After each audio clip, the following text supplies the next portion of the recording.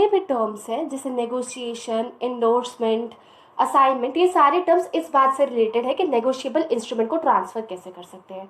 इस टॉपिक का बहुत ज़्यादा इशू बन जाता है, इसे समझने में थोड़ी डिफिकल्टी होती है, लेकिन ट्रस्ट में it's not difficult at all. अब देखो, किसी भी चीज़ को समझने के लिए ना उसके रूट्स पे जाते हैं। अब आप सोचो कि नेगोशिएबल इंस्ट्रूमेंट एक्ट आया क्यों था। इस वजह से आया था ना, क्योंकि जो कैश है हमेशा इंसान के पास पॉसिबल नहीं रहता कि एक ही साथ बहुत सारा कैश हो, या फिर हर जगह वो कैश कैरी कर सकता है।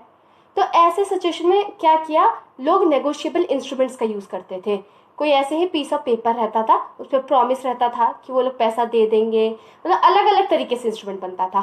ठीक है, तो अब सीधी सी बात है कि मतलब कैश ना ट्रांसफर करना पड़े, इस वजह से वो लोग नेगोशिएबल इंस्ट्रूमेंट को ट्रांसफर करते हैं। ठीक है, तो अब इसे ट्रांसफर करने के लिए कुछ रूल्स हैं, कुछ तरीके हैं जैसे हम उन्हें ट्रांसफर कर सकते हैं। अब कुछ भी चीज़ ऐसी थोड़ी ट्रांसफर कर सकते हैं। तो देखो, दो एक्ट के अंदर हम उसे ट्रांसफर कर सकते हैं नेगोशिएबल इंस्ट्रूमेंट के अंदर। अच्छा, पहले इंस्ट्रूमेंट का मतलब जानो। इंस्ट्रूमेंट मतलब क्या होता है? इंस्ट्रूमेंट मतलब होता है, अगर हम नेगोशिएबल इंस्ट्रूमेंट एक्ट 1881 के हिसाब से देखें तो तीन तरीके के इंस्ट्रूमेंट है। एक होता है प्रॉमिसरी नोट, एक होगा हमारा बिल ऑफ एक्सचेंज, और तीसरा होता है हमारा चेक। ठीक है, तो ये जितने भी इंस्ट्रूमेंट होते हैं दो एक्ट के अंदर ट्रांसफर होंगे। एक नेगोशिएबल इंस्ट्रूमेंट एक्ट 1881 और दूसरा ट्रांसफर प्रॉपर्टी एक्ट 1882। ठीक है, तो सबसे इंपॉर्टेंट जो है हमारे लिए नेगोशिएशन पढ़ना। ठीक है, तो अगर हम नेगोशिएबल इंस्ट्रूमेंट के थ्रू ट्रांसफर करें इंस्ट्रूमेंट को तो हम उसे बोलेंगे नेगोशिएशन, और अगर हम उसे ट्रांसफर प्रॉपर्टी एक्ट के थ्रू ट्रांसफर कर रहे हैं तो हम उसे बोलेंगे असाइनमेंट। ठीक है, तो एक तरीके से क्या है कि नेगोशिएशन और असाइनमेंट क्या है, इंस्ट्रूमेंट को ट्रांसफर करने का तरीका। जाने से पहले ये समझ लो चेक जो है वो होते कितने तरीके के हैं। तो चेक बेसिकली दो तरीके के होंगे। ठीक है, एक होता है ओपन चेक, एक होता है क्रॉस चेक। क्रॉस चेक बहुत ज्यादा सेफ है। ऐसा होता है जैसे चेक है, सपोज मान लीजिए है ना, चेक है, इधर हम लोग दो पैरेलल लाइंस बना देते हैं। इसका मतलब ये है ना कि आप चेक दिखाओगे बैंक में जाके, तो जो बैंकर है वो आप लोग को कैश नहीं देंगे, ये करेंगे कि जो पैसा है, जितना अमाउंट चेक पे रिटर्न है, वो आपके अकाउंट में ट्रांसफर कर देंगे। इससे ये होता है कि सपोज किसी और को चेक मिल जाता है तो अब क्या होगा, वो अपने अकाउंट में ही पैसा डलवा सकता है, तो इंसानों को हम इजीली ट्रेस कर सकते हैं। इस वजह से चेक क्रॉसिंग बहुत इंपॉर्टेंट चीज़ है, बहुत ज़्यादा सेफ बनाती है चेक को और नेगोशिएबल इंस्ट्रूमेंट की डीलिंग्स को। अब बात करते हैं ओपन चेक। ओपन चेक मतलब जिसमें ये पैरेलल लाइंस है ना, वो क्रॉस्ड नहीं रहता। अब उसमें भी दो तरीके के होते हैं, बियरर और ऑर्डर। सबसे ज़्यादा रिस्की होता है बियरर। बियरर जैसे आप कभी चेक देखते होगे तो जो चेक का ये वाला साइड होता है ना, टू बियरर, पे टू बियरर, ऐसा करके कुछ लिखा रहता है। तो अगर उस पे टू बियरर को मैंने काटा नहीं है, ऐसे नॉर्मल रखा है, तो वो होता है बियरर चेक। अब ये रिस्की कैसे होता है, इसमें कोई भी इंसान जाएगा, देखो एक तो सबसे पहली बात कैश मिल जाएगा, आप बैंक में दिखाओगे। दूसरी बात, कोई भी इंसान मतलब जो पे है, जैसे पैसा मिला, कोई भी चेक लेके चला जाएगा, उसे पैसा मिल जाएगा। बैंक ये नहीं एश्योर करेगी कि क्या ये वही पर्सन है, मतलब जिसे पैसा मिला, क्या ये एक्चुअल में यही पे है। बैंक ऐसा कुछ भी नहीं एश्योर करती। अब जो ऑर्डर चेक है, जैसे मैंने आपको बताया था कि जो चेक रहता है, आप कभी चेक देखना, टू पे टू बियरर इधर लिखा रहता है, उसे काट देते हैं। ठीक है, ऑर्डर चेक में उसे हम लोग काट देते हैं। अब इससे क्या होता है कि जो पे रहता है ना, उसके सिग्नेचर्स रहते हैं जो चेक का बैक साइड रहता है, जिससे कि जो बैंक है वो मैच कर ले कि हाँ एक्चुअल में यही पे है ना, मतलब थोड़ा ध्यान देता है कि जो एक्चुअल में पे है उसी को पैसा मिले, किसी और को पैसा ना मिले। तो अभी आपको इसका सिग्निफिकेंस समझ आएगा मैंने क्यों बताया। अभी के लिए समझ लो हमारे पास चेक कितने तरीके के हैं। ठीक है, तो अब आगे चलते हैं। अब नेगोशिएशन दो तरीके से हो सकते हैं, मतलब अगर आपको किसी को इंस्ट्रूमेंट ट्रांसफर करना है ना अंडर नेगोशिएबल इंस्ट्रूमेंट एक्ट, तो आप दो तरीके से इंस्ट्रूमेंट ट्रांसफर कर सकते हो। अगर मैं बार बार वर्ड इंस्ट्रूमेंट बोलूँ या चेक बोलूँ तो आप ये मत समझना वो जो चीज़ है जैसे चेक बोल रही हूँ, तो इसका मतलब ये नहीं है कि चीज़ सिर्फ और सिर्फ चेक पे अप्लीकेबल है, वो बाकी इंस्ट्रूमेंट्स पे भी अप्लीकेबल होगा। मैं चेक सिर्फ इसलिए बोल रही हूँ जिससे कि आपको रिलेट करने में ईजी हो। ठीक है, अब जैसे मैंने आपको बता रखा है कि इंस्ट्रूमेंट में तीन चीजें आती है नेगोशिएबल इंस्ट्रूमेंट एक्ट के अंदर। ठीक है, तो अब दो तरीके हैं। एक तो सिर्फ मेयर डिलीवरी, मतलब क्या किया आपने, एक इंसान से लेकर दूसरे इंसान को दे दिया। सपोज ये चेक है, आपने क्या किया, ए से लिया और जाके बी को दे दिया, वो चेक उसका हो गया। अब कौन से तरीके के चेक को आप ट्रांसफर कर सकते हो थ्रू मेयर डिलीवरी? मैंने अभी आपको थोड़ी देर पहले टाइप्स ऑफ चेक बताया था, उसमें मैंने आपको बियरर चेक बताया था जिसका मतलब था सबसे रिस्की चेक होता है। उस चेक में क्या है ना, कोई भी किसी को दे दो उसका हो जाएगा। रोड पे गिरा हुआ मिला ना, वो जिसने उठा लिया उसका हो जाएगा। क्यों? क्योंकि बैंक तो चीज देखेगी ना कि एक्चुअली में पे कौन है। तो बस मेयर डिलीवरी के थ्रू हो गया। अब डिलीवरी जो है वो एक्चुअल डिलीवरी, मतलब आप हाथ से लेके दे रहे हो। दूसरा आप कंस्ट्रक्टिव डिलीवरी, मतलब आपने बोल दिया कि हाँ ये जो चेक है वो इस पर्सन का है, ठीक है। अब दूसरा तरीका है, उसमें डिलीवरी तो होगी ही होगी, डिलीवरी तो मस्ट है, साथ ही साथ उसमें एंडोर्समेंट भी होगा। अब एंडोर्समेंट क्या होता है? एंडोर्समेंट क्या होता है, सपोज एक चेक है, उसका एक बैक साइड है। इस बैक साइड पे क्या होता है ना, जो पर्सन इस चेक को दे रहा होता है, कौन, जो दे रहा होता है, ठीक है, तो वो क्या करेगा, इधर अपना सिग्नेचर करेगा, ठीक है, यहाँ पे उसका सिग्नेचर होगा और वो पे का नाम लिख देगा। तो वो उसका चेक मतलब जो पे जिसको चेक मिलना होता है वो चेक उसका हो जाता है। समझने में डिफिकल्टी हुई? दोबारा समझो। सपोज एक चेक है, ये उसका बैक साइड है, इसमें क्या करेगा, जिस भी इंसान को एंडोर्स करना है, एंडोर्स मतलब क्या है कि एक तरीके से ट्रांसफर ही है, मतलब एक पर्सन से लेके, ए से लेके मान लो बी को देना है। तो इसमें क्या करेगा, जो पर्सन दे रहा है, जो ट्रांसफर कर रहा है, उसे बोलते हैं एंडोर्सर। क्या बोलते हैं उसे? एंडोर्सर, जो ट्रांसफर करता है। तो अब वो क्या करेगा, इस चेक के बैक साइड पे अपना सिग्नेचर डालेगा और जिसको दे रहा है उसका नाम डाल देता है।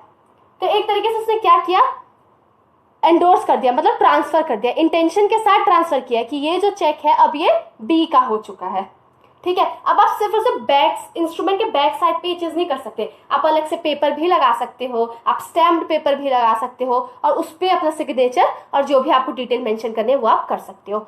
तो इतना समझ आ गया होगा आपको कि जो एंडोर्समेंट उसे दो पार्टीज रहते हैं, एक एंडोर्सर और एक एंडोर्सी। एंडोर्सर कौन होता है? जो अपना सिग्नेचर करता है, ठीक है, जो चेक को ट्रांसफर कर रहा है, एक पर्सन से दूसरे पर्सन को ट्रांसफर कर रहा है। अब आप ये सोचो, दिमाग में ये बात चलाओ, प्रोसेस ये पूरा चलना चाहिए दिमाग में कि ट्रांसफर क्यों कर रहा है। सपोज मान लो मैं एंडोर्सर हूँ, ठीक है, अब क्या एंडोर्सर मैं कैसे हूँ अब मैं आपको बताती हूँ।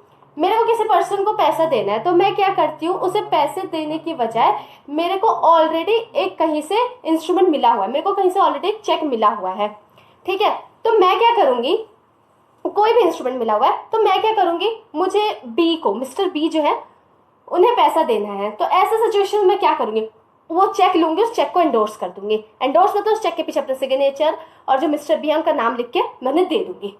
तो एक तरीके से क्या किया है, मैंने ट्रांसफर किया है, ठीक है। तो ये एंडोर्समेंट का बेसिकली प्रोसेस है, जो सिग्नेचर करना, नाम लिखना। तो मैं हुई यहाँ पे एंडोर्सर क्योंकि मैंने अपना चेक दिया है, और एंडोर्सी कौन हुआ, जिसने चेक लिया है, जो कि मिस्टर बी है।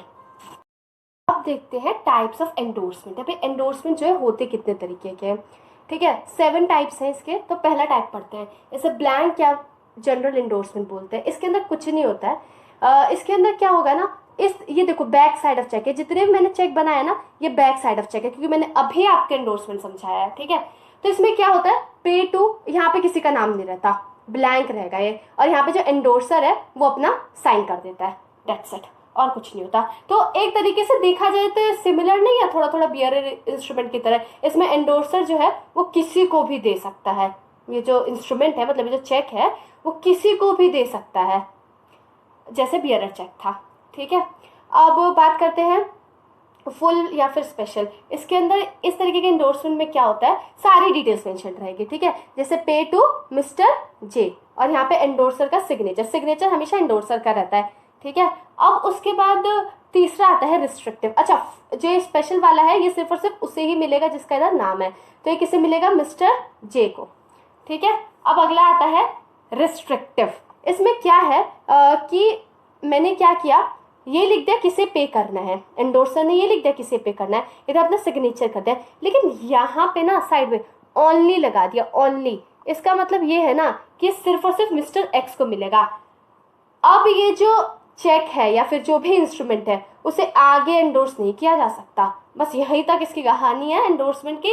उसके बाद इसके एंडोर्समेंट की कोई कहानी नहीं है, क्योंकि यहाँ पे लिखा है ओनली, तो सिर्फ और सिर्फ मिस्टर एक्स को ही मिलेगा और किसी को नहीं मिलेगा।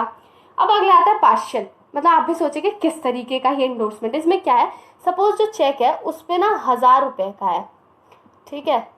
अब क्या है उसमें, ऐसा बोला गया है कि आप बस जो है ना 100 रुपए लेना, इस तरीके का एंडोर्समेंट करिए। सुनो, 1000 रुपए का चेक है, मैं कह रही हूँ आपको सिर्फ और सिर्फ 100 रुपए मिलेगा। ये किस तरीके का एंडोर्समेंट है, पार्शियल एंडोर्समेंट कभी भी नहीं अलाउड, ठीक है। हाँ, अगर आपका मान लो उधार जो है 1000 रुपए का है, आप 100 रुपए का चेक काट के दे रहे हो बात अलग है, तो 100 रुपए दे दो, बाद में 900 रुपए दे देना। पर आप कह रहे हो कि 1000 रुपए का चेक है, इसमें तो 100 लेना, दैट्स नॉट अलाउड, अब फिफ्थ टाइप है सेंस रिकोर्स।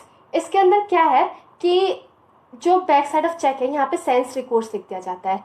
मतलब मान लो मैंने जो है मिस्टर ए को ये इंस्ट्रूमेंट दिया है, ये चेक दिया है, मैंने मिस्टर ए से साफ साफ कह दिया है अगर ये जो इंस्ट्रूमेंट है वो ऑनर नहीं हो पाता, मान लो चेक है, ठीक है, वो ऑनर नहीं हो पाता, डिसऑनर हो जाता है, तो मेरे पास आने की कोई जरूरत नहीं है। ठीक है, मैंने ये जो अथॉरिटी है वो एंडोर्सी से ले ली है। इस सिचुएशन में एंडोर्सर हूँ, मैंने एंडोर्सी को मना कर दिया, कोई भी सिचुएशन हो मेरे पास आने की जरूरत नहीं है। हाँ, भले से उसे मैं ये कह सकती हूँ कि जिसने मुझे एंडोर्स किया था ना उसके पास आप जा सकते हो, लेकिन मेरे पास मत आना। ठीक है, उसके बाद अगला होता है कंडीशनल। यहाँ पे क्या होता है कि जैसे कोई भी इंस्ट्रूमेंट रहता है, उधर उसके बैक साइड पे ये लिख दिया जाएगा कि ये तभी, सिर्फ और सिर्फ तभी ट्रांसफर होगा, कोई कंडीशन लगा देना, जैसे कि सपोज एज ऑफ मेच्योरिटी जब अटेन कर लेंगे तब, या फिर मैरिज के बाद, ऐसे करके कोई कंडीशन लगा देना। लेकिन ये जो कंडीशन है, कुछ भी कंडीशन नहीं लगनी है। ठीक है, आप जो इंडियन कॉन्ट्रैक्ट एक्ट के जनरल रूल्स है वो उस पर एप्लीकेबल होंगे।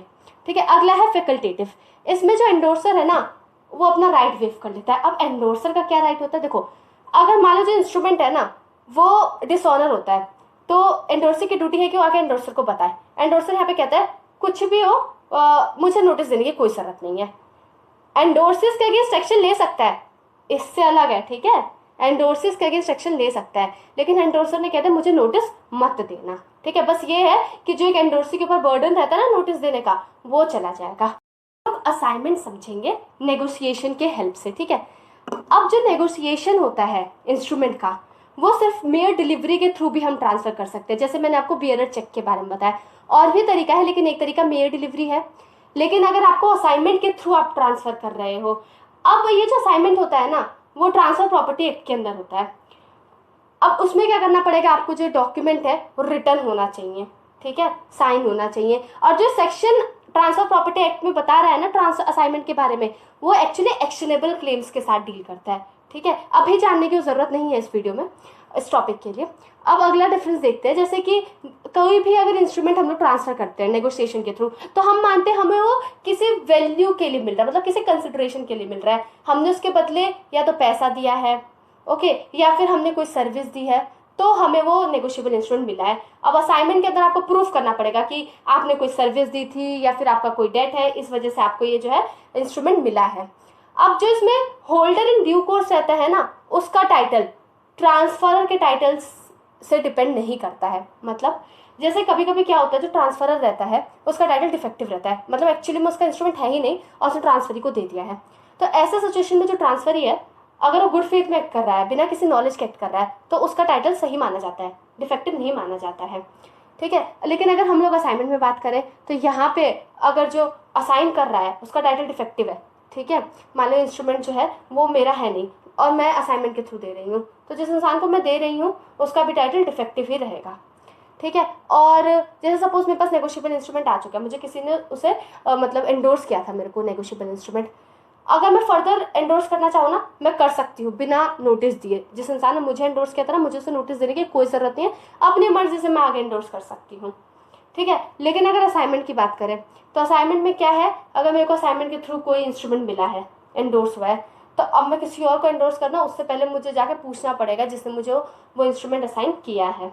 अब नेगोशिएशन में किसी भी तरीके की स्टैम्प ड्यूटी देने की जरूरत नहीं है, लेकिन असाइनमेंट में अगर स्टैम्प ड्यूटी नहीं है तो वो जो असाइनमेंट है वो अनएनफोर्सेबल होगा, एनफोर्सेबल नहीं होगा। केस लॉ के थ्रू समझते हैं, तो पहला केस देखते हैं मोहन कृष्णा।